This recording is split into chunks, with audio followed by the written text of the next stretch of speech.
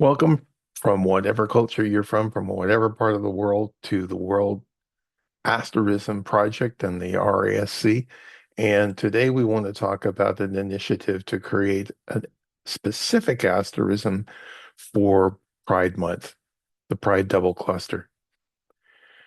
So this is something that was created by the World Asterisms Project, which is now this month 4 years old. An asterism is a group of stars in the sky which has a name and a story. A constellation is an official asterism, and this one you see here, this triangular one, is the symbol of the World Asterisms Project. We call it the connector.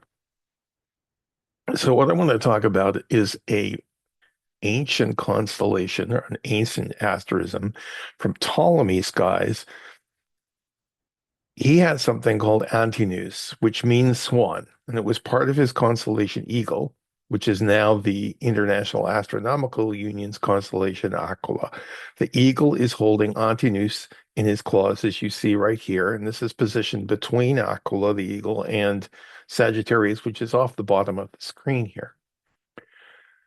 Now, Antinous appears in celestial charts for many, many years. It was first recorded on a globe by German uranographer Caspar Vogel in 1536. Couldn't find a picture of that on his globe, so I'm using a picture here from 1551 from one of Mercator's celestial charts. As you can see, eagle with a figure below, and in this case, shown kneeling on some sort of platform. There are variations of the name. Sometimes it's called Ganymedes, sometimes it's called Aquila Antinous, and sometimes it's called Aquila cum Antinu, which is Latin. It means Aquila with Antinu. And as I said, it shows up on Mercator charts, Bayer, Kepler, Blomberg. So Ptolemy's eagle, as you see in the sky here, is very clear right in the center of the picture. And there, that group of stars just below it, that's Antinous, is described by Ptolemy. Now, this asterism was repurposed in 132 by the Emperor Hadrian to commemorate one of his lovers. This was reported by Roman statesman Cassius Dio, who reported probably that Hadrian was rebranding this asterism, and it shows up on the charts of multiple uranographers over the years. There's one exception, that's Edward Sherburne, back in 1675, lists this as a name for Coma Berenice, and that's not correct. He screwed that up. So don't pay attention to that one. Here is Antinous on English astronomer John Blackgrave's chart from the 16th century. You see right there, similar to the one I showed you a moment ago, where the eagle has carrying a figure who is kneeling on this platform. Here's an example from Johann Bayer's Uranometria from 1603, and you can see there is no platform anymore. It's just eagle carrying this figure. Antinous shows up in the 1782 Vorstellung der Gestern from Johann Ellert Bode.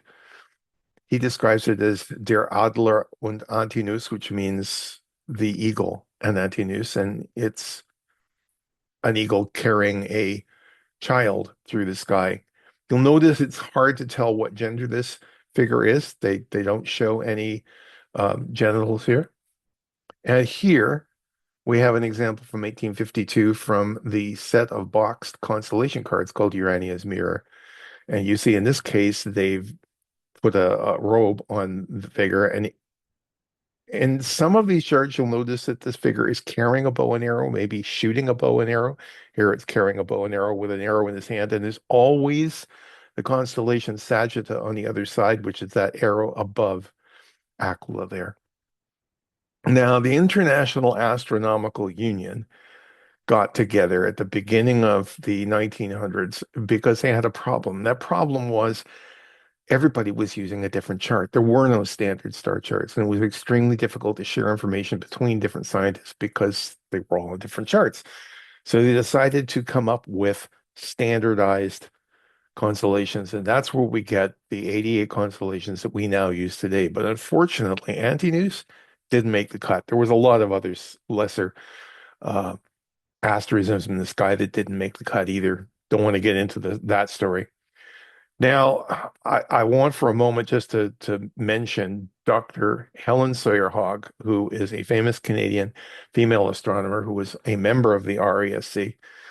And she gave us the expression, it's the title of one of her books, The Stars Belong to Everyone. And that's the direction that we're coming from here. So we need a new pride asterism. I didn't want to reactivate Antinous. It's a northern asterism not visible from the southern hemisphere. I wanted this cluster to be relatively near the celestial equator, so it would be visible from both hemispheres throughout the year. Also wanted it to have as many multicolored stars as possible to represent all the different people in the community and also the colors of the pride flag. And we wanted it to be something that someone could easily view with binoculars and or a small telescope. So, as a matter of fact, near the constellation Perseus, there is a double cluster, which is known to amateur astronomers in the Western world as the M&M double cluster because it resembles M&M. So those all those different colors up there in the sky, all those different wonderful stars.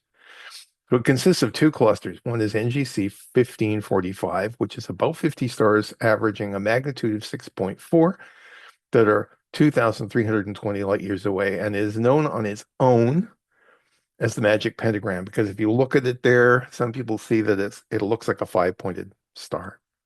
And the other cluster is NGC 1528, which is 165 stars or so, averaging a magnitude of 8.7 that are 3,110 light years away. This was discovered by English astronomer William Herschel in 1790.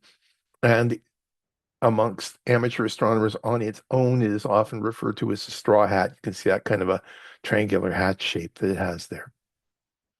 So got together with the Sunshine Coast Pride community, who we've been partnered with as astronomers for a number of years now, and we discussed this with them, and we've decided to call this the Pride Double Cluster. And there you see it in the sky.